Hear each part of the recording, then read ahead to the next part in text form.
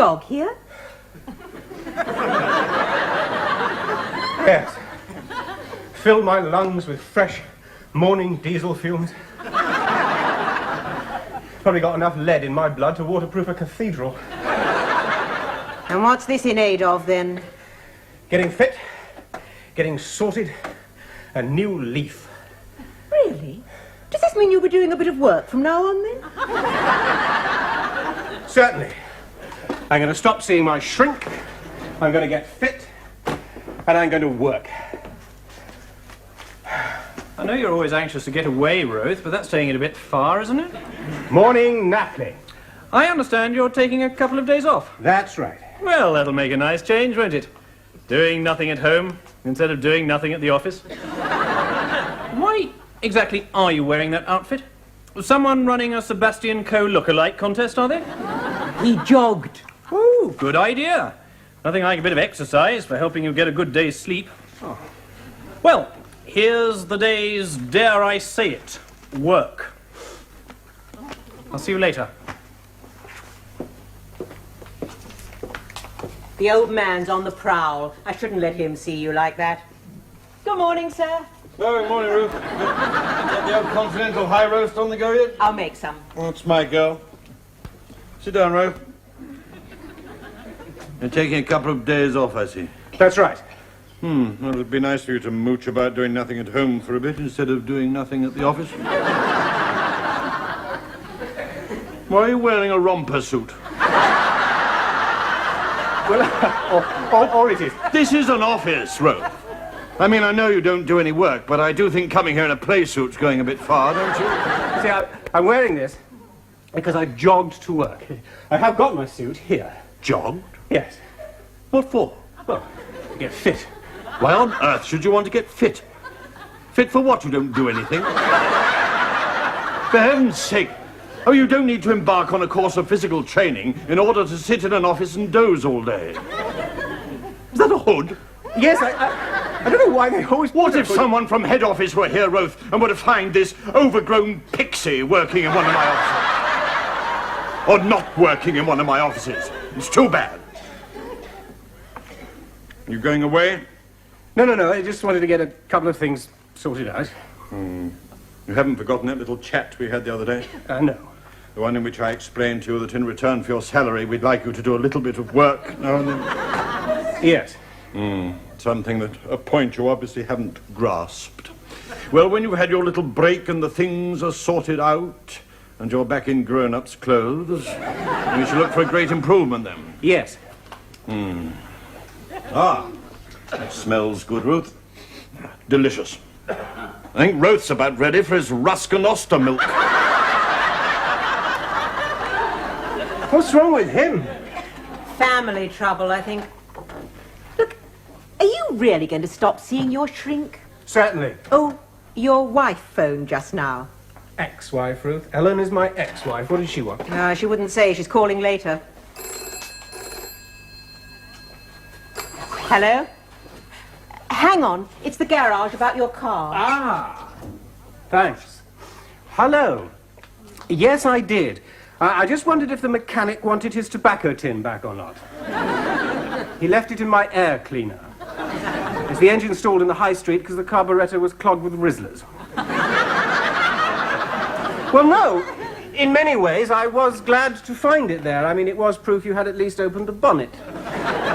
Nothing else points that way. The engine oil's black, the battery's dry, and the plugs still have my initials on them. Also, can you tell me why I had to pay 80% more than the estimate? The estimate was just the labour charge. For God's sake, who have you got working on my car? Michael Parkinson? Well, I'll bring it in tomorrow, then. Yes, thank you. Goodbye. Oh. This is a recording. We are all out doing nuclear holocaust drill. Oh, hello, Ellen. How are you? No, I'm fine. I thought of you last night. Yes, there was a spider in the bath. But I got Mrs. Denzel in from next door. She's like you. She can pick them up. No, course, that isn't all I miss about you. There's burnt toast and lumpy gravy and having to have the heating on in August. Oh, you're kidding. Well, look, you've only known him a couple of months. Well, 3. No, I wouldn't want to go to your wedding. The last time I went to a wedding with you, it ended in disaster. Divorce is a disaster. I mean, I know in our case it was a great improvement, but... This is all very confusing, Ellen. Now that you're thinking of marrying someone else, it really isn't the time to start discovering your ex-husband's good points. What's the matter? Oh, don't cry, Ellen. Please don't do that. It reminds me of our marriage. All right, yes. Yes, of course, yes. Well, about 1. Yes, okay. I'll see you there. Okay, bye. Oh, God. What's the matter? How's my wife? Ex-wife. She's thinking of getting married again. Why did she ring you? I think she wants to give me as a reference. She wanted to ask my advice about a relationship. I mean, what do I know about that? 1 divorce, terminal loneliness, and an unpaid analyst's bill. That's my life. All of a sudden, I'm Marjorie Proops. She's very upset. So she keeps remembering all the happy times we had together. I never knew we had happy times. Well, she told me while we were having them. She wants to see me at lunch. Well, whatever it is she wants from me, I won't be able to give it, so I'm going to be feeling guilty for the next few weeks. Oh, God. I think I'd better go before I lose control of my animal urges.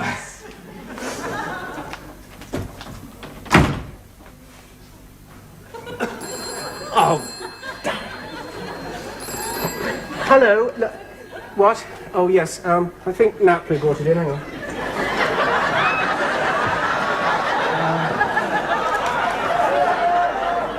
Yes, 78,000, excluding malicious damage and flood. Well, flood should be okay. It's practically on top of Ben Nevis. As for malicious damage, I mean, how many mountaineering vandals are there? Yes, well, I mean, they'll just have to decide. Yes. Okay, bye.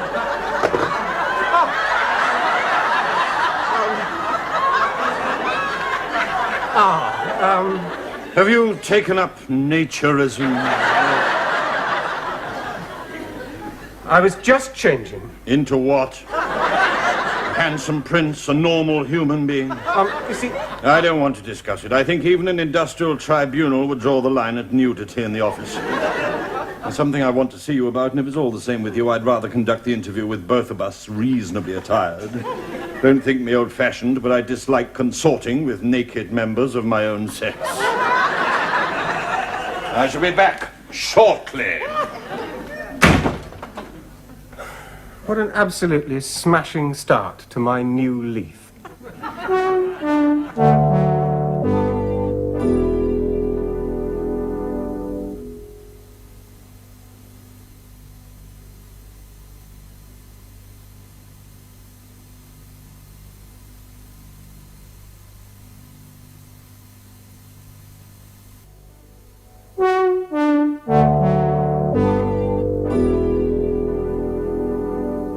So, how are you? Oh, not bad, actually. Pretty good, really. Taking a couple of days off work, holiday that was due. A few things I wanted to get sorted out. You jogged here, did you? Yes.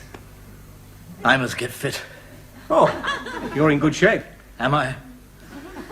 I'm so lacking in energy these days. Psychological, I suppose. This business is getting me down. The futility of it all. How do you mean? Oh, I don't know. Well, never mind me. Now, your depressions. Yes. How long exactly have you been having them? About 30 years. How old are you exactly? 35. So the first 5 years were pretty happy then, were they? I wouldn't go that far. You weren't happy at school? Miserable. Well, then were you happy to leave? You seem determined to thrust happiness upon me. No, I have the ability to be abjectly miserable anywhere. You were telling me about guilt, I remember. Yes. What was it about, exactly? Well, most things really, but I think it came to a head when I lost the British Empire. How did this come about? But I was never clearly aware of the mechanics of it, but it was made abundantly clear to me that it was my fault. You see, there were 3 great periods in my history. There was the war. Well, now, that had been won for me. I mean, I'd had nothing to do with it myself. Then there was the unparalleled paradise that was before the war. I don't know what you know about before the war, but I have it on good authority that it was quite something. I mean, quite apart from people behaving better and chicken having more flavour and summers lasting longer, it seems to have had a lot to do with being able to take the girlfriend out for a slap-up night out, no delight unsampled, all for half a crown, and still return home with 4pence halfpenny in your pocket. Now, the age I lived in was nowadays. As far as I can make out, nowadays is rather like to before the war what Stevenage is to Venice. Nowadays is the time when the British Empire was lost. The red bits drained steadily off the map. It was rather like watching the Atlas die of pernicious anemia. And you were made to feel responsible. Oh, yes, absolutely, yes. I was left in no doubt about that. I was nowadays. I mean, when the history master fixed me with a flinty eye and said the Suez fiasco was Anthony Eden's fault, I knew he was just being kind to me. Eden was a scapegoat. I was the real malefactor. Yes, I do recognize a lot of this, yes. Before the war. The films were good, weren't they? They don't make them anymore. Yes. Yes, you're quite right. Yes, I remember that guilt. Now you mention it, yes. Oh, God. Are you all right? Well, I have been getting these terrible depressions. Really? What's brought them on? Well, it's bound to get you, isn't it? All I do all day is sit here listening to people's problems. I share their suffering day in, day out, endlessly. Of course I get upset. Yes. I sometimes wonder if people realize just how hard life can get. Oh, I'm sure. It's no picnic for some people, you know. No. Oh, God. Can I get you anything? I feel so futile. Oh, no. And my own life. I have a life, a career. Is it progressing? I had a film star who was a client once, but he never came back after he played that autistic psychopath and won that Oscar. I can't get past chapter 3 of my book. Oh, what's that about? Mastering self-discipline.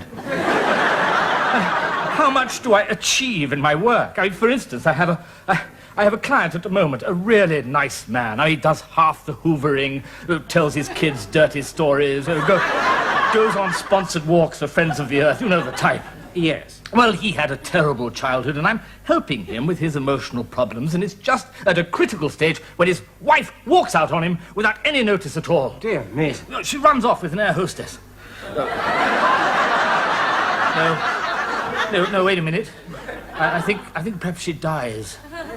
They all get a bit jumbled up. Of course, yes. Anyway, he's left in the lurch with the adopted Vietnamese twins and the top-up mortgage. This isn't you, is it? Only partly. I'm seeing a lot of people at the moment. It's a recession. And my special summer discount. Have you had a note of my fees? Yes, I saw the receptionist. Oh, yes. Actually, this session is on the house. Most kind. Well, one does what one can. Oh, that's right. Your wife left you, didn't she, for an Italian sculptor? A sign writer from Deptford, actually. But... Yes. Where was I? the Vietnamese, the mortgage, and the sponsored walks. Well, what can I do? Nothing. I have no magic wand, no miracle drug. And I say this to my clients. There is nothing I can do at all. Well, is it enough? I'm bound to ask this of myself. Am I adequate? When are you due to come and see me again? Well, actually, about these sessions... Well, come and see me Thursday. I'm working then, and Well, as a we'll matter come of after fact... work, 6-ish, yes. Well, come and see me then. Yes, well, look forward to our little chats. Yes, well, actually... Oh, there's no trouble at all, really. Thursday. I'm sure it was Anthony Eden's fault, you know. Serious.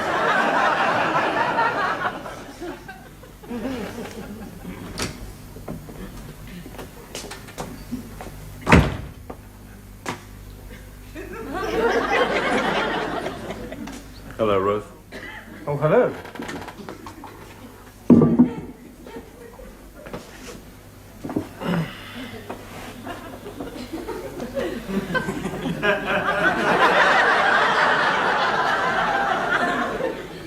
There's a famine in Somalia, you know. So I gather. Look at this. It's positively obscene. What's gone wrong with the world, Ruth? Fred, I don't know offhand. I remember just after the war. I was a young man then, just starting out. Head full of hair, heart full of hope. My word, Michael Foot was walking around looking as if he'd just seen something absolutely terrifying even then. I remember... I say I'm not interrupting you working, am I? No, of course not. You don't do anything. Well, actually, I had to... Oh, it's all right, it's all right. Every firm has a passenger or two. I just count myself lucky I know where you are. I mean, you do seem to be travelling in a sleeping compartment, but then... Where was I? About VE Day, I think. Oh, yes. You see, we'd all done something together, taken a bit of a battering. I was in the army, you know. Good Lord. Oh, just after, I mean. National service. You do that? No, I missed it by a bit. Bugger me, Roth, your timing's a gem. If they ever bring it back, you'll be too old. I still got my uniform. In the dead end of the wardrobe, next to my dinner jacket and that lime green safari suit I bought in Harrods Sale. Lime green? Yeah, well, it was very cheap. Aye. Which is just as well, because I never wear it. You see, we all thought after what we'd been through that we were going to start anew, to build something up. Have you ever stopped to have a hard look at what we built up here? You know, one thing I always said, you can tell a lot about a nation from the quality of its graffiti. True. Well, I was in that gents in Bull Street the other day. I was there so long, people must have thought I'd got a dicky prostate. But I simply couldn't read it. You know? It wasn't intelligible. When you produced a generation that can't spell four-letter words, I reckon you're in trouble. Well, what's brought all this on, you're asking? Well, my daughter, Miranda. You met Miranda? No. My wife chose the name. She's in the club. Miranda. Ah. Pitiful, isn't it? Contraceptive pills practically handed out with the school milk. Battalions of trendies and social workers dishing out family planning leaflets. Sex education films in the kindergarten. God almighty. The only film we had was Buster Keaton at Christmas. Sex education was something Shiner Edwards told you in the playground. I don't know. But the crux of the whole thing is the father. He's not suitable. He's not human. He stayed the other night. He was over an hour in the bathroom because he has to shave his head. Except for the bit down the middle. The blue bit. He wears these great boots and a waistcoat. Waistcoats are quite smart, aren't they? Yes, but he doesn't wear anything else. These great arms stick out, nude, grimy and tattooed. He's all sweaty chest and hairy armpits. Last night we had Gordon Benskin and his wife round to dinner, manager of that mock Tudor bank by the Jubilee clock. And this Mohican walks in. I tell you, I've seen nothing like him outside the pages of the National Geographic. What does he do for a living? Oh, well, he's a mugger, I suppose. I don't know. Anyway, that's why I was so ratty with you the other day. I've got Chingachgook at home, and I come into the office and find you got up as Bilbo Baggins. I just don't know what's going on in the world today. Everything's decaying. There's no aspiration. It's not like before the war. What? I said, What do you know about before the war? When were you born? 1945. Oh, of course, I should have known it. Trust you, leave us to get everything sorted out for you before you make your entrance. Then you drop out and drop into the waiting arms of the welfare state. Typical. There was a depression before the war. People were hungry. Kids in leg irons. It was a perfectly bloody time. For God's sake, we had to listen to Gracie Fields. I'm down, Ruth. I'll admit it. I feel low. Look at me. I'm in dreadful shape. Oh, God, Miranda, what have you done? He's not going to marry her, this chap. Yes, that's the whole trouble. He is going to marry her. I'm going to have Chingachgook for a son-in-law. Oh, God.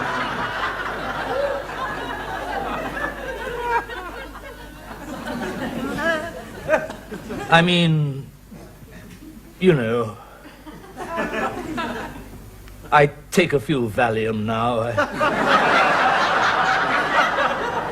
I go to Dr. Franklin's group therapy. You see, I know the dangers. I'm holding it in check. Very good. Yes. The important thing is that I realize it's something I've got to do. Yes. What can they do? Nothing. No. I've got to accept it, learn to live with it. It is a hard life in many ways. Yes. Talking about hard life, what happened to that chap with all the problems?